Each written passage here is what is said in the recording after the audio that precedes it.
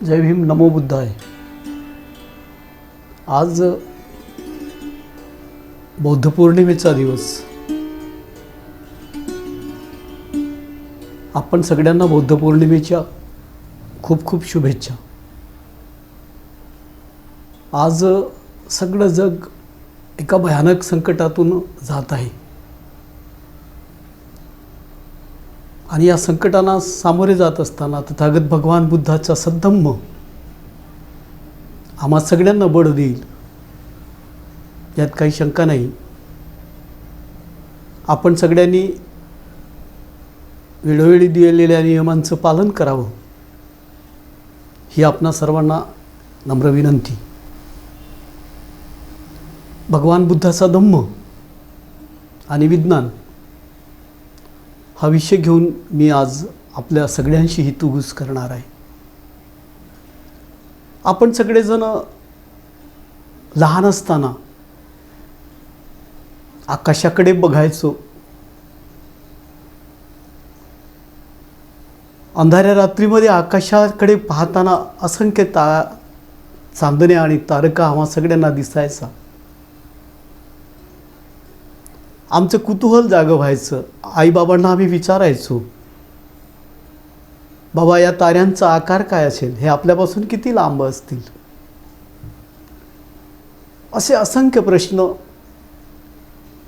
आणि त्यांच्या संदर्भातली जिज्ञासा आम्हा सगळ्यांच्या मनामध्ये होती। जसजसे आम्ही मोठे व्हायला लागलो तसे असे असंख्य प्रश्न आम्हा सगळ्यांच्या मनामध्ये येऊ लागलेत। शाळेत जाताना विज्ञानाचे प्रयोग करताना अनेक गोष्टींचं कुतूहल। मग वर्गामध्ये आपण वाचलं असेल की आइन्स्टाईन अंड्यातून कोंबडीचं पिलू कसं होते याची जिज्ञासा होती। काही दिवस ते स्वतः त्या अंड्यावर बसून पाहायचे। अशा असंख्य गोष्टी आपण वाचत गेलो। त्यांच्या संदर्भातली जिज्ञासा आमच्या मनात निर्माण झाली। मग असंख्य प्रश्न आम्हा सगळ्यांना पडायचे की या ब्रह्मांडाची उत्पत्ती कशी झाली असेल,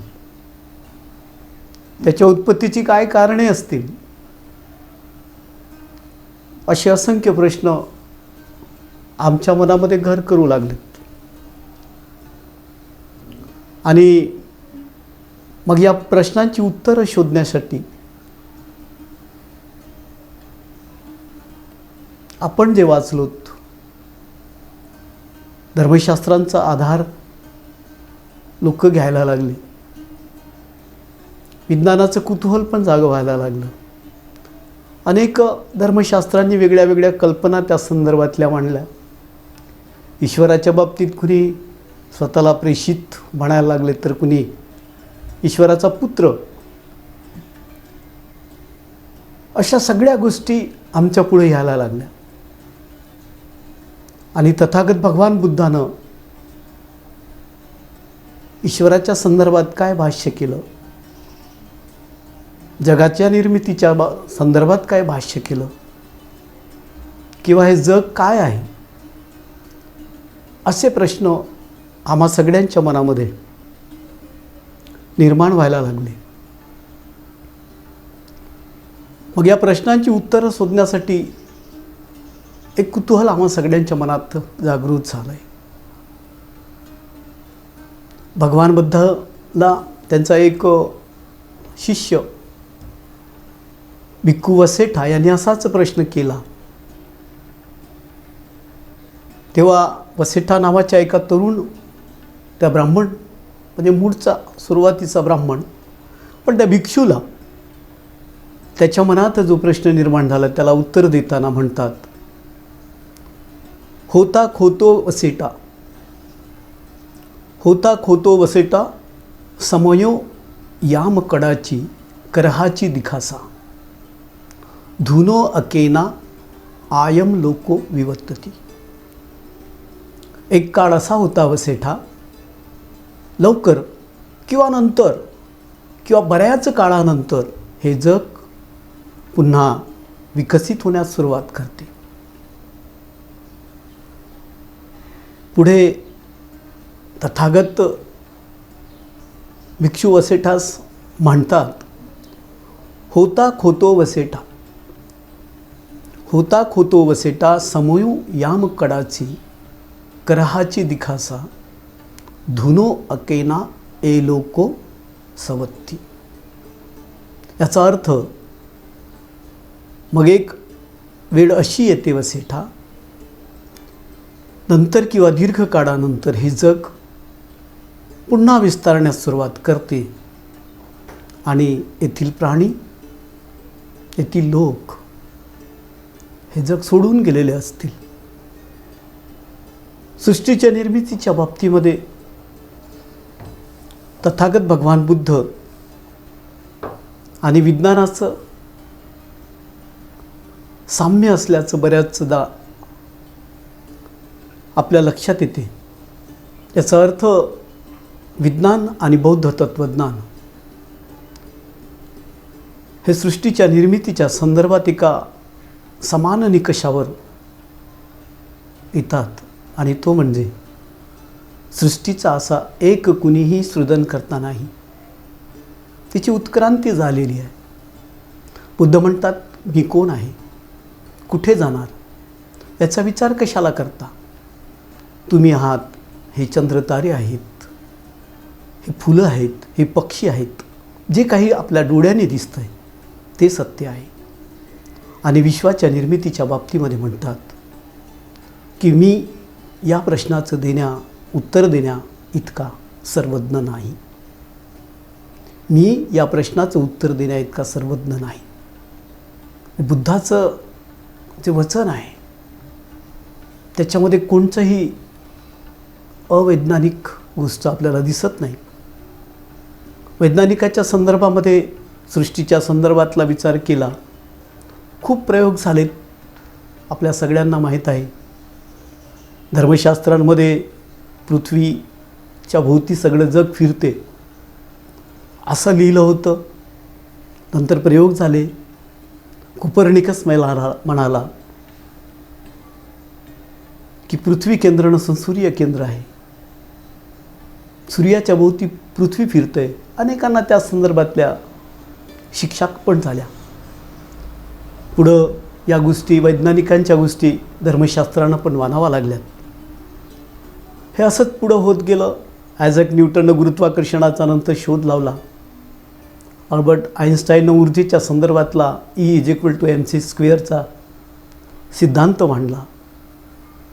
अनेक गोष्टी होत गेल्या. आता आपण पाहिलं स्टीफन हॉकिन्सनं ब्रह्मांड, ब्लॅक होल, डार्क मॅटर अशा अनेक गोष्टी ज्याच्यामधून या संपूर्ण ब्रह्मांडाची निर्मिती होते, याच्या संदर्भात प्रचंड संशोधन झालं.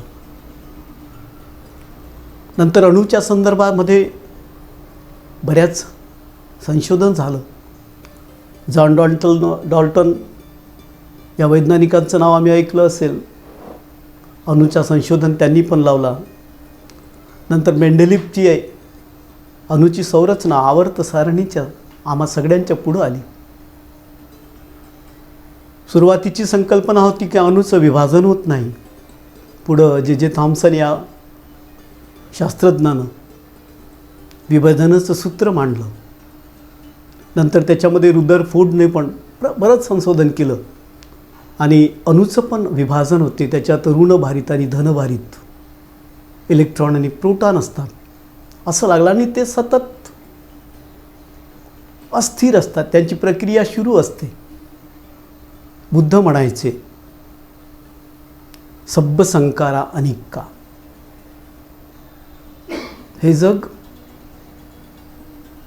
सतत परिवर्तनशील आहे.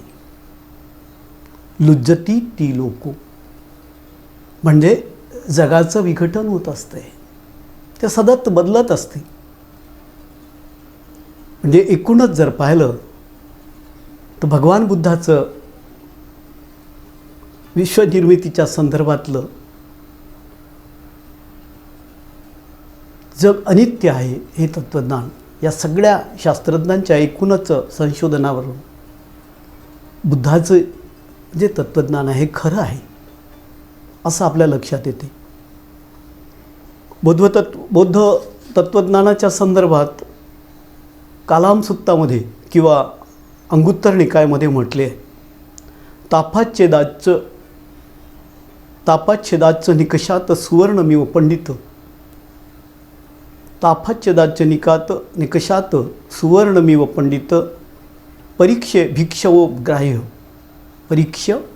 भिक्षवो ग्राह्य मद्वचो न तू गौरवात.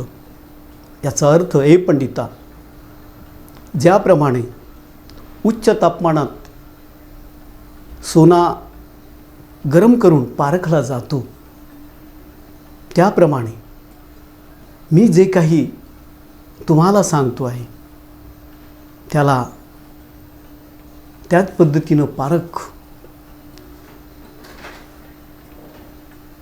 आणि यासाठी मानू नकोस की ते एखाद्या गुरुनं सांगितलं, ज्याचा गौरव केला अशा माणसानं सांगितलं, राजानं सांगितलं किंवा मोठ्या माणसानं सांगितलं म्हणून ते सत्य आहे असं मानू नकोस.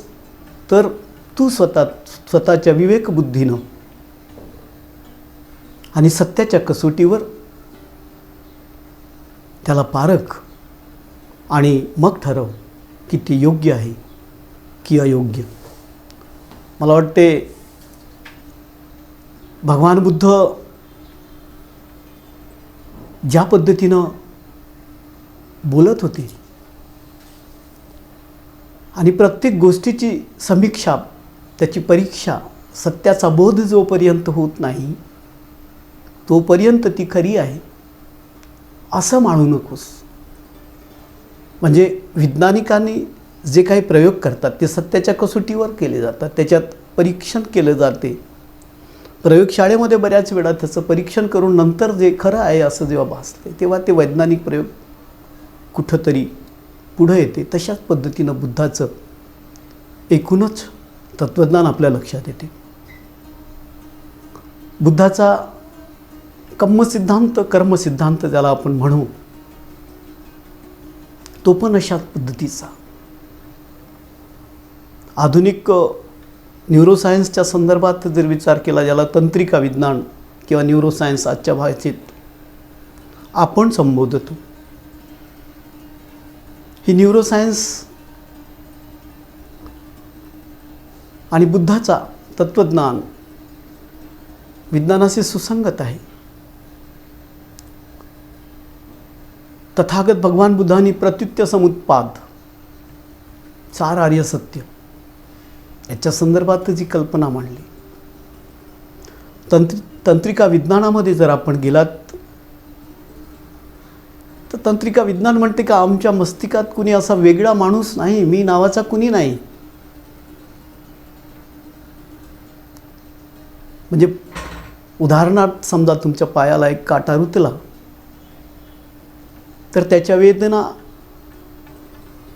त्याच्या स्नायूच्या मार्फत मस्तिष्कापर्यंत त्याची अनुभूती होते. मग स्नायू आयोग, विद्युत व रासायनिक क्रियांचा परिणाम होतो आणि त्याच्यावर काय प्रतिक्रिया करायची लगेच मस्तिष्क त्याच्यात निर्णय घेतो. आजच्या आधुनिक जगामध्ये जर आपण पाहिला तर जग खूप पुढं गेलेलं आहे, तरी पण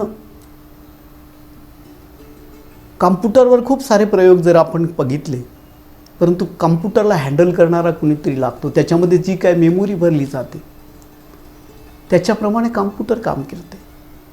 पण माणसाच्या मस्तिष्कामध्ये, माणसाच्या आतमध्ये इतकं सारं भरलेलं आहे, त्याची रचनाच या पद्धतीने केली आहे.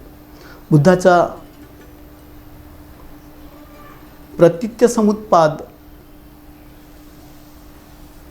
प्रत्युत्य म्हणजे निरंतर, सतत, आणि समुत्पाद म्हणजे घडण्याची क्रिया. मग याच्यामधले जे 4 आर्य सत्य असतील, जगात दुःख आहे, दुःख समुदाय म्हणजे दुःखाचे कारण, दुःख निरोध, दुःख निवारण, निरोधागामी प्रतिपद म्हणजे दुःख निवारण्याचा मार्ग. भगवान बुद्धानं दुःखापासून मुक्ती करण्यासाठी 8 सोपानमग्ग म्हणजे अष्टांग मार्ग सांगितला आहे. 20व्या शतकातील श्रेष्ठ वैज्ञानिक अल्बर्ट आइन्स्टाईन ज्यांनी सृष्टीच्या संदर्भात मोठं संशोधन केलं, ते म्हणतात धम्माचे भवितव्य पुढील काळात वैश्विक धर्मात होईल. धर्माचे भविष्य पुढील काळामध्ये वैश्विक धर्मात होईल. जो धर्म देवाचे मत, धर्मशास्त्र यांना ओलांडून पुढं जाईल, जो धर्म निसर्ग आणि अध्यात्म या दोन्ही गोष्टीच्या एकतत्वातून, निसर्ग आणि अध्यात्म या दोन्ही गोष्टीच्या एकतत्वातून व त्याच्या अनुभवातून सिद्ध होईल, बुद्धाचा धम्म त्यालाच उत्तर देऊ शकतो. शेवटी धम्मपदाच्या जरावग्गा म्हटलेलं आहे, जिरती वे राजरथा सुचिता, जिरती वे राजरथा सुचिता अथो सनीरपी जर उपेती, सतच्च नमो न जर उपेती, संतो हवे शब्दी पवेदयंती. म्हणजे रंगीबेरंगी सुचित्रित राजरथ जीर्ण होतील, हा शरीर जीर्ण होईल आणि नष्ट पण होईल, पण बुद्धाचा धम्म हा जीर्ण होणार नाही. एकूणच बुद्ध ब्रह्मांडशास्त्राचं एक शुद्ध मॉडेल आपल्यापुढं सादर करीता असं भासते.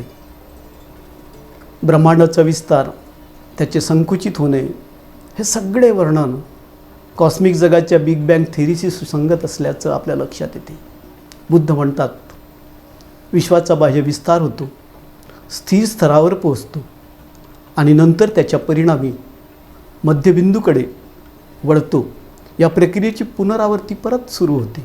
म्हणजे 2,500 वर्षापूर्वी बुद्धत्वाचा हा वैज्ञानिक ज्यांनी जगाला बुद्ध धम्म दिला, ते धन्य आहेत. विज्ञान आणि बुद्ध धम्म हे कशा पद्धतीनं समरूप आहेत, हे बुद्ध धम्माच्या तत्त्वज्ञानातून, त्यांच्या विचारातून आपल्या लक्षात येते. परत बौद्ध पौर्णिमेच्या आपणा सगळ्यांना खूप खूप शुभेच्छा. भवतु शुभमंगलम. जय भीम, जय बुद्ध. धन्यवाद.